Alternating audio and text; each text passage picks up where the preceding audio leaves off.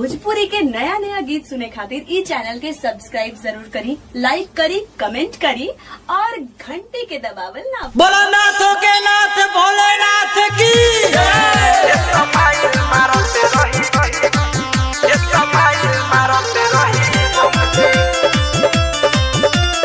Music by Vikesh भोजपुरिया। समाइल मारते रही हर हर महादेव। बाबा के बूटी से भरल बा चिलम जी, आई रहुओ लगा लिए के दम जी। बाबा के बूटी से भरल बा चिलम जी, आई रहुओ लगा लिए के दम जी। नहीं रहम केहुओ से कम जी, ये समाइल मारते रही बम जी। नहीं रहम केहुओ से कम जी, ये समाइल मारते रही बम जी। ये समाइल मारते रही ये समाइल मारते रही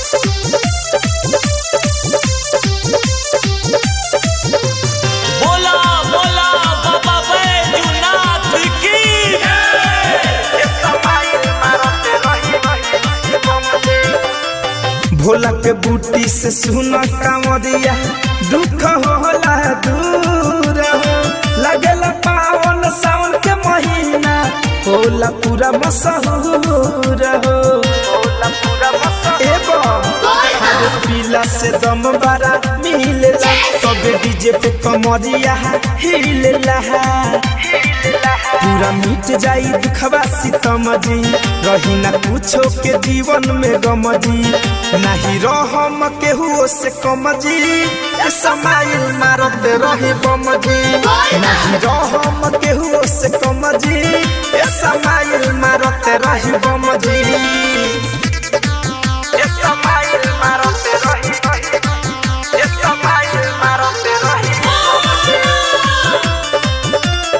म्यूजिक बाय विकेश भोजपुरिया। समाइल मारते रही ये समाइल मारते रही मिठू मिसाइल लेखा मीठी बोली बोल के बोलबम के नारा लगई हा। जाके सुनो देव घर में सबसे पहिले जलवा चढ़ई हा। पहिले जलवा चढ़ई पीला से चढ़ेला जो सहो, मारी के हो जई मद हो सहो। सुनी रहुआ से कहतानी हम जी, नाचे धड़कन धन जे छमा छम जी। नहीं रहम केहुओ से कम जी, ए समाइल मारते रही बम जी। नहीं रहम केहुओ से कम जी, ए समाइल मारते रही बम जी। बाबा के बूटी से भरल बा चिलम जी, आई रहुओ लगा लिए के दम जी। नहीं रहम केहुओ से कम जी, ए समाइल मारते रही बम जी। नहीं रहम केहुओ से कम जी, ए समाइल मारते रही बम जी।